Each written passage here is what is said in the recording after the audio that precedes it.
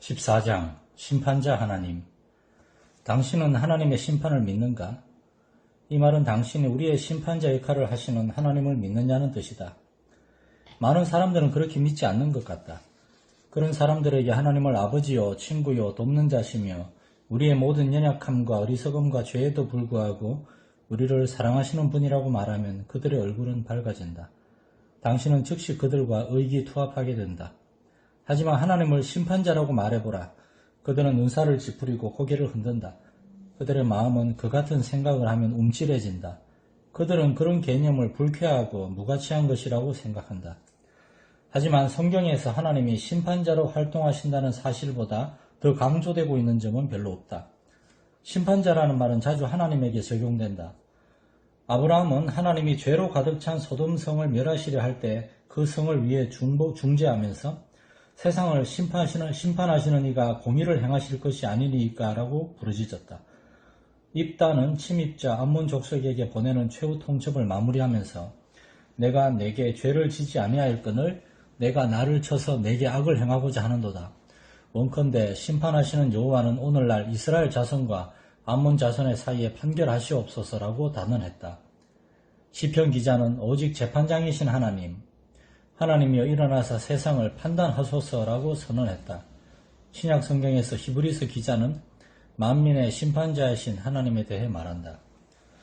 이것은 단순히 말로만 나와 있는 것이 아니다. 하나님의 심판의 실제성은 사실이며 성경 역사의 곳곳에 진술되어 있다. 하나님은 아담과 하와를 에덴 동산에서 쫓아내시고 그들이 세상에서 살아갈 삶을 저주하심으로써 그들을 심판하셨다. 하나님은 인류를 멸하시기 위해 홍수를 보내심으로 노아 시대의 타락한 세상을 심판하셨다. 하나님은 소돔과 고모라를 화산작용에 의한 대이변으로 삼켜버리심으로 그들을 심판하셨다. 하나님은 미리 말씀하신 대로 이스라엘의 애굽인 술사들에게 10가지 재앙을 내리시면서 그들을 심판하셨다. 하나님은 레위인들을 사형 집행인으로 삼으셔서 금송아지를 경배한 사람들을 심판하셨다. 하나님은 나답과 아비후가 다른 불을 들인 것에 대해 그들을 심판하셨다. 이는 나중에 하나님이 고라와 나단과 아비람을 땅의 진동으로 삼킴으로써 심판하신 것과 마찬가지이다. 하나님은 하나님을 모독하는 도둑질을 한 아간을 심판하셔서 그의 가족과 모든 소유물을 전멸하셨다. 하나님은 이스라엘을 열방의 지배하에 놓이게 하심으로 가나안에 들어간 이후 그들이 하나님께 충성하지 못한 것을 심판하셨다. 또한 하나님은 이스라엘이 약속의 땅으로 들어가기도 전에 불신앙에 대한 궁극적 징벌은 국의 추방이 될 것이라고 위협하셨다. 그리고 결국에 가서 선지자들의 반복된 경고가 있은 후에 이러한 위협을 실행하심으로 그들을 심판하셨다. 북왕국 이스라엘은 아수르의 포로가 되었고 남왕국은 바벨론의 포로가 되었다. 바벨론에서 하나님은 느부갓네살과 벨사살을 둘 다 불경함으로 인해 심판하셨다. 느부갓네살은 그의 삶을 바로잡을 시간을 부여받았고 벨사살은 그렇지 못했다. 하나님의 심판 기사는 구약 성경에만 국한된 것이 아니다. 신약 성경에서도 그리스도를 거부한 유대인들에게, 하나님을 속인 아나니아와 삽비라에게, 교만한 헤롯에게, 복음을 반대한 엘루마에게, 그리고 고린도의 그리스도인들, 그들은 특별히 성만찬과 관련된 불경으로 인해 질병을 앓았다. 이들에게 심판이 임한 것을 볼 수 있다. 그리고 이것은 성경에 나와 있는 하나님의 심판에 대한 수많은 기사 중 몇 개만을 뽑아본 것이다. 우리가 성경 역사에서 성경의 가르침, 율법, 선지서, 지혜서, 그리스도와 사도들의 말씀으로 눈을 돌려보면 그 모든 것을 장악하고 있는 하나님의 심판 행위라는 개념을 발견하게 된다. 모세 법령은 공의로운 재판관이시며 자기 백성이 자신의 율법을 어기면 직접적인 섭리적 행동에 의해 주저없이 벌을 가하시는 그런 하나님에게서 나온 것이다. 선지자들은 이 주제에 역점을 두고 있는데 사실상 그들의 기록된 가르침의 많은 부분은 율법에 대한 해설과 적용 그리고 무법한 자들과 회개하지 않는 자들에 대한 심판의 위협으로 구성되어 있다.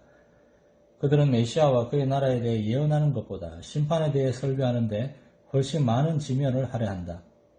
지혜서에도 똑같은 관점이 나타난다. 즉 욥기와 전도서와 잠언의 모든 실제적인 격언에서 인생의 문제에 대한 모든 논의의 기초가 되는 기본적이고도 확실한 사실은 이것이다. 하나님이 너를 심판하실 것이며 하나님은 모든 행위와 모든 은밀한 일을 선악간에 심판하시리라. 실제로 성경을 읽지 않는 사람들은 구약에서 신약으로 넘어가면 하나님의 심판이라는 주제가 희미해진다고 자신만만하게 이야기한다. 하지만 신약 성경을 아주 대충이라도 검토해보면 심판자로서의 하나님의 행동에 대한 구약 성경의 강조가 약화되기는커녕 한층 강화되고 있음을 즉시 발견할 것이다. 신약 성경 전체는 다가오는 우주적 심판의 날이 확실하다는 사실과 그로 인해 야기되는 문제로 뒤덮여 있다. 어떻게 하면 죄인들이 아직 시간이 있는 동안 하나님과 바른 관계를 맺을 수 있을까? 신약 성경은 심판의 날, 진노의 날, 다가오는 진노를 예상하며 하나님이 보내신 구세주 예수님을 하나님이 정하신 심판자라고 선포한다. 문 밖에 서 계시며 산자와 죽은 자 심판하기를 예비하시고 바울에게 면류관을 주실 의로우신 재판장은 주 예수 그리스도이다. 예수님은 하나님이 산자와 죽은 자의 재판장으로 정하신 자이다.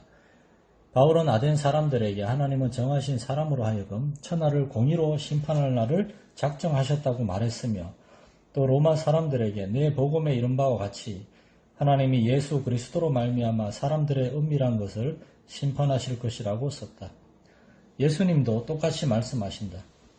아버지께서 심판을 다 아들에게 맡기셨으니 또 심판하는 권세를 주셨느니라. 무덤 속에 있는 자가 다 그의 음성을 들을 때가 오나니 선한 일을 행한 자는 생명의 부활로 악한 일을 행한 자는 심판의 부활로 나오리라.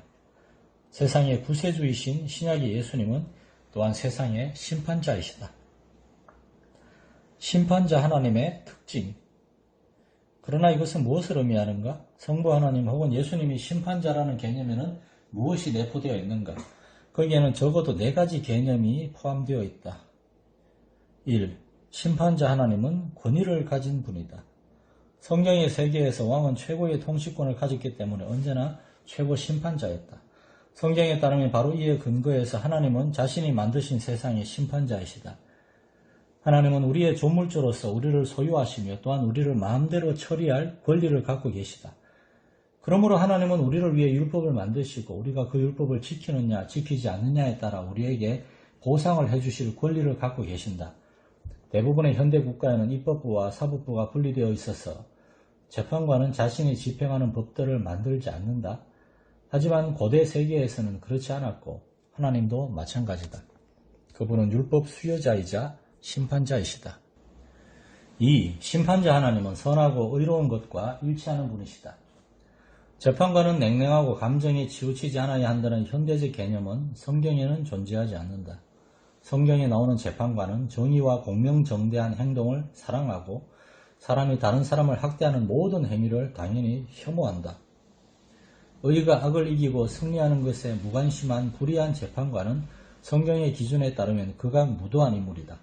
성경은 하나님이 의를 사랑하시고 불의를 미워하신다는 것과 선하고 의로운 것에 전적으로 일치하는 재판관의 이상이 하나님 안에서 완전히 성취되었다는 것을 매우 분명하게 밝히고 있다. 3. 심판자 하나님은 진실을 분별하는 지혜를 지닌 분이다. 성경에서 재판관의 첫째 임무는 자기 앞에 있는 소송 사건과 관련된 사실들을 알아보는 것이다. 배심원도 없이 혼자서 질문을 하고 반대 신문을 하고 거짓말을 탐지해내고 얼버무리는 것을 간파해 사건의 진상이 정말로 어떻게 되는지를 확정하는 것은 오직 재판관의 책임이다. 성경에서 심판하시는 하나님을 묘사할 때 그것은 마음을 감찰하시는 분이자 사실을 발견하시는 분인 하나님의 전지하심과 지혜를 강조한다. 아무것도 하나님을 피할 수 없다. 인간을 속일 수는 있지만 하나님을 속일 수는 없다. 하나님은 우리를 있는 그대로 아시며 우리를 있는 그대로 심판하신다. 아브라함이 마므레의 상수리 수풀에서 인간의 형태로 나타나신 여호와를 만났을 때 하나님은 아브라함에게 자신이 소돔의 도덕적 상황에 대한 진상을 확정하기 위해 그곳에 가는 길이라고 알려주셨다. 여호와께서 또 가라사대 소돔과 고모라에 대한 부르짖음이 크고 그 죄악이 심히 중하니 내가 이제 내려가서 그 모든 행한 것이 과연 내게 들린 부르짖음과 같은지 그렇지 않은지 내가 보고 알려 하노라. 그렇지 않으면 내가 알리라. 항상 그렇다. 하나님이 아실 것이다. 하나님의 심판은 도덕적 진리뿐 아니라 사실적 진실에 따라 이루어진다. 하나님은 공개적으로 드러나는 사람들의 외관뿐 아니라 인간의 은밀한 것을 심판하신다. 바울이 우리가 다 반드시 그리스도의 심판대 앞에 드러나야 한다고 말한 것은 괜한 말이 아니다. 심판자 하나님은 판결을 시행할 수 있는 권세를 가진 분이다. 현대의 재판관은 판결을 내리는 일만 하고 사법부의 다른 부서에서 그 판결을 수행한다. 고대 세계에서도 마찬가지였다. 하지만 하나님은 그분 자신이 집행자이시다. 하나님은 법을 만들고 판결을 내리실 뿐만 아니라 처벌도 하신다. 모든 사법적 기능이 하나님 안에서 연합되어 있다. 응보. 지금까지 말한 것으로 보아 심판자이신 하나님의 행위에 대한 성경의 선포는 성경이 증거하는 하나님의 성품의 일부라는 것이 분명해진다. 그것은 다른 곳에서 하나님의 도덕적 완전성, 의와 정의, 지혜, 전지함과 전능함 등에 대해 말했던 것을 확증해준다. 그것은 또한 하나님의 성품을 표현해주는 정의의 핵심은 응보, 곧 사람들에게 그들이 받아 마땅한 것을 주는 것임을 보여준다. 이것이 바로 심판자의 과업의 본질이기 때문이다. 선에는 선으로, 악에는 악으로 보답하는 것이 하나님에게는 당연한 것이다. 그러므로 신약 성경은 최후의 심판을 언제나 응보라는 관점에서 말한다. 신약 성경은 하나님이 모든 사람을 그들의 행위를 따라 심판하실 것이라고 말한다. 바울은 그것을 부연 설명한다. 하나님께서 각 사람에게 그 행한 대로 보응하시되 참고 선을 행하여 영광과 존귀와 썩지 아니함을 구하는 자에게는 영생으로 하시고 오직 당을 지어 진리를 좇지 아니하고 불의를 좇는 자에게는 노와 분으로 하시리라. 악을 행하는 각 사람의 영에게 환난과 곤고가 있으리니 선을 행하는 각 사람에게는 영광과 존귀와 평강이 있으리니 이는 하나님께서 외모로 사람을 취하지 아니하심이니라. 응보의 원리는 철두철미하게 적용된다. 비그리스도인들 뿐만 아니라 그리스도인들 역시 그들의 행위에 따라 받을 것이다. 바울이 이는 우리가 다 반드시 그리스도의 심판대 앞에 드러나 각각 선악간에 그 몸으로 행한 것을 따라 받으려 함이라고 할 때 그 말에는 분명 그리스도인들도 포함된다. 그러므로 응보는 하나님이 지닌 성품에 자연스럽고도 예정된 표현인 듯이 보인다. 하나님은 각 사람을 그의 행한 대로 보응하는 각 사람의 심판관이 되기로 결심하셨다. 응보는 창조의 불가피한 도덕법이다. 하나님은 각 사람이 조만간에 마땅히 받을 것을 받는 것을 보시게 될 것이다. 이 생에서 받지 않는다면 내세에서 받을 것이다. 이것은 인생의 기본적인 사실들 중 하나이다. 그리고 우리는 모두 하나님의 형상으로 지음받았으므로 마음속으로는 이것이 옳다는 것을 안다. 마땅히 그렇게 되어야 한다. 종종 우리는 악당이 말하듯이 정의가 땅에 떨어졌어 라고 말한다. 아무런 악의도 없는 사람이 고통을 당하고 사악한 자들이 타인과 같은 고난 없이 번영하며 평안을 누리는 것을 본 시편 기자가 느꼈던 문제는 인간이 반복해서 체험하는 것이다. 하지만 하나님의 성품은 모든 잘못이 언젠가는 바로잡아지리라는 것을 보증해준다. 진노의 날, 곧 하나님의 의로우신 판단이 나타나는 그날이 이르면 정확한 응보가 이루어질 것이며 부당함의 문제는 더 이상 우리를 괴롭히지 않을 것이다. 하나님이 심판자이심으로 정의가 수행될 것이다. 그렇다면 왜 우리는 하나님을 심판자로 생각하는 것을 꺼리는 마음과 싸워야 하는가? 왜 우리는 그러한 개념이 하나님에게 합당하지 않다고 느끼는가? 사실상 심판에서 그분이 완전하시다 함은 하나님의 도덕적 완전성의 일부이다. 옳고 그름의 차이에 대해 신경 쓰지 않는 하나님이 선하고 찬양받을 만한 분이 될 수 있을까? 역사상의 짐승 같은 인간들, 감히 이름을 댄다면 히틀러나 스탈린 같은 인간들과 자신의 성도를 구분하지 않는 하나님이 도덕적으로 찬양받을 만하고 완전할 수 있을까? 도덕적인 무관심은 하나님의 완전함이 아니라 불완전함이 될 것이다. 세상을 심판하지 않는다면 그것은 도덕적인 무관심을 나타내는 것이다. 하나님이 완전한 도덕적 존재로서 옳고 그름의 문제에 무관심하지 않은 분이라는 최종적 증거는 하나님이 세상의 심판자가 되겠다고 약속하셨다는 사실이다. 하나님의 심판이 실제한다는 것은 분명히 우리의 인생관에 직접적인 영향을 끼쳐야만 한다. 인생의 끝에서 응보적 심판이 우리를 기다리고 있다는 것을 안다면 우리는 그렇지 않을 때와는 다르게 살 것이다. 하지만 심판의 교리, 특히 최후 심판의 교리가 1차적으로 인간을 두렵게 해서 외적인 형태의 형식적인 의로움으로 이끄는 기준으로 여겨져서는 안 된다.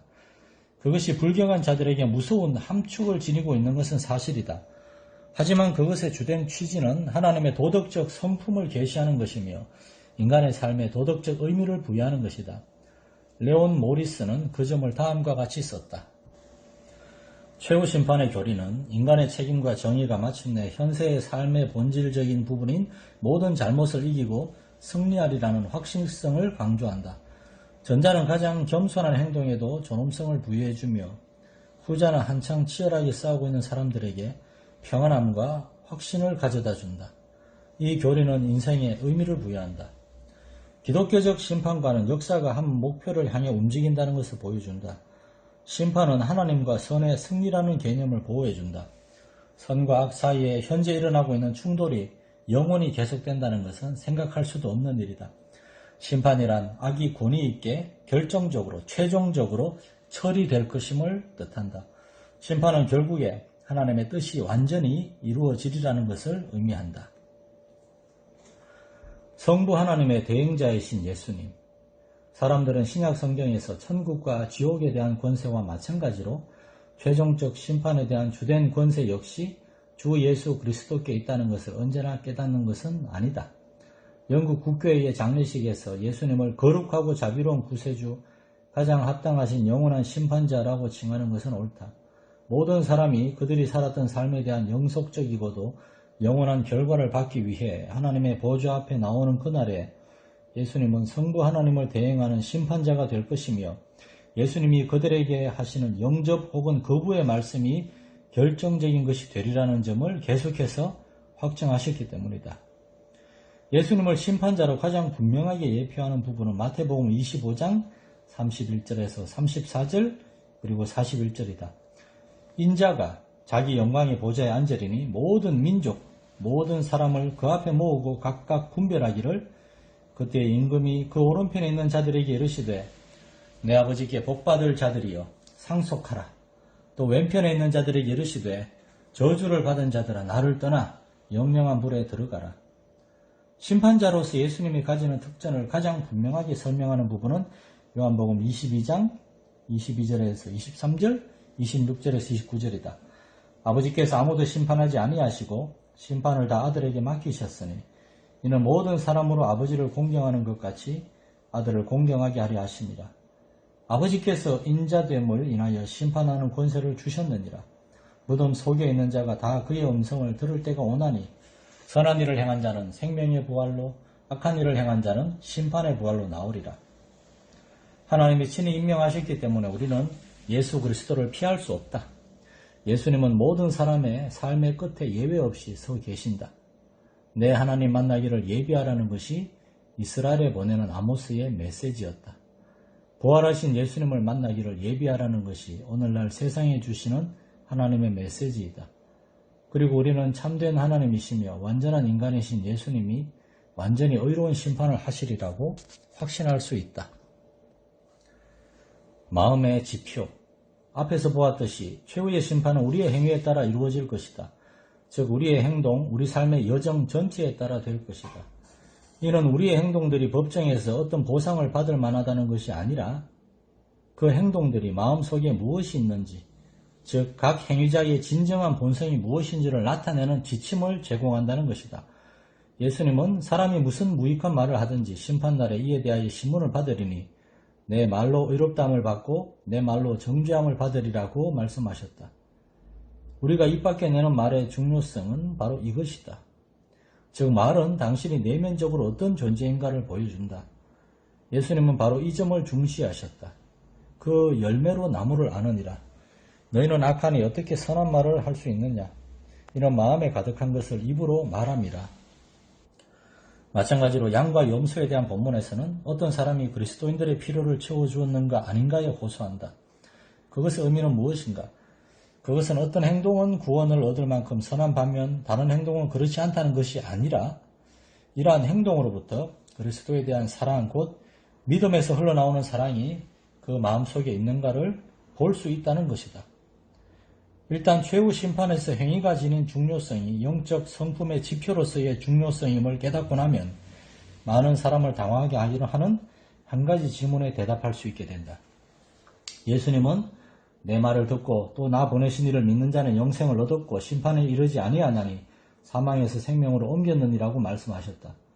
바울은 이는 우리가 다 반드시 그리스도의 심판대 앞에 드러나 각각 선악간에 그 몸으로 행한 것을 따라 받으려 함이라고 말했다. 이 두 진술이 어떻게 조화를 이룰 수 있을까? 값없이 주는 죄사함과 믿음으로 의롭게 되는 것은 행위에 따른 심판과 어떻게 조화를 이룰 수 있을까? 그 대답은 다음과 같이 될 듯하다. 먼저 칭이라는 선물은 분명 신자들이 정죄를 받아 하나님의 존전에서 쫓겨나지 않도록 막아준다. 이것은 요한계시록 20장 11절에서 15절에 나오는 심판에 대한 환상에서 나온다. 거기에는 각 사람의 행위를 기록한 책들과 함께 생명책이 펼쳐져 있으며 생명책에 이름이 기록된 사람들은 다른 사람들처럼 불못에 던져 주어지 않는다. 하지만 둘째로 칭이라는 선물은 신자들이 그리스도인으로서 평가를 받는 것, 그리고 그가 태만하고 해를 끼치고 파괴적이었던 것으로 드러날 경우 다른 사람들이 누리는 유익을 몰수당하는 것은 전혀 막아주지 못한다. 이것은 바울이 고린도인들에게 말한 바 하나의 터인 그리스도의 위에 그들이 어떤 생활 방식을 세울 것인지를 조심하라는 경고에서 나타난다. 만일 누구든지 금이나 은이나 보석이나 나무나 풀이나 짚으로 이 터 위에 세우면 각각 공력이 나타날 터인데 그날이 공력을 밝히리니 이는 불로 나타내고 그 불이 각 사람의 공력이 어떠한 것을 시험할 것임이니라. 만일 누구든지 그 위에 세운 공력이 그대로 있으면 상을 받고 누구든지 공력이 불타면 해를 받으리니 그러나 자기는 구원을 얻되 불 가운데에서 얻은 것 같으리라. 상과 해는 하나님과의 부유한 관계 혹은 빈약한 관계를 의미한다. 어떤 식으로 그렇게 되는지는 현재 우리의 능력으로 알 수가 없긴 하지만 말이다. 최후의 심판은 또한 우리의 지식에 따라 이루어질 것이다. 모든 사람이 율법이나 복음을 통해 가르침을 받은 것은 아니지만 일반 계시를 통해 하나님의 뜻을 어느 정도 알 것이며 자신이 아는 최선에 이르지 못한 것으로 인해 하나님 앞에 죄를 범했다. 하지만 받아야 할 응분의 벌이 어느 정도인지는 그 최선의 것이 무엇이었는가에 따라 등급이 매겨진다. 로마서 2장 12절과 누가복음 12장 47절 48절을 보라. 여기에서 작용하는 원리는 많이 받은 사람에게서는 많은 것을 요구하고라는 것이다. 이것은 분명히 정의로운 것이다. 온 세상의 심판자이신 하나님은 모든 경우에 의로우실 것이다. 도피할 필요가 없음. 바울은 우리가 모두 주의 두려우심이신 그리스도의 심판 보좌 앞에 나서야만 한다고 말하며 그것은 당연한 것이다. 주 예수님은 아버지처럼 거룩하며 순결하시다. 우리는 거룩하지도 순결하지도 않다. 우리는 예수님이 보시는 앞에서 살고 있다. 예수님은 우리의 은밀한 것을 아신다. 심판날에 우리의 과거 삶 전체가 말하자면 예수님 앞에서 상연되어 조사받을 것이다. 자신을 조금이라도 안다면 우리는 우리가 예수님을 대면하기에 적합하지 않다는 것을 안다. 그렇다면 우리는 무엇을 해야 하는가? 신약성경은 심판날에 너의 현재의 구세주를 부르라고 답한다. 심판자이신 예수님은 율법이시다. 하지만 구세주이신 예수님은 복음이시다. 지금 예수님에게서 도망하면 당신은 그때에 가서 그분을 심판자로 만나게 될 것이다. 그리고 그때에는 희망이 없다. 지금 예수님을 찾으면 당신은 그분을 발견할 것이며 그렇게 되면 당신은 이제 그리스도 예수 안에 있는 자에게는 결코 정죄함이 없다는 것을 알고 장차 예수님과 만나는 것을 기쁨으로 고대하게 될 것이다. 살아생전 숨쉬고 죽어 세상 떠나서 거룩하신 주 앞에 끝날 심판 당할 때 만세반석 열리니 내가 들어갑니다.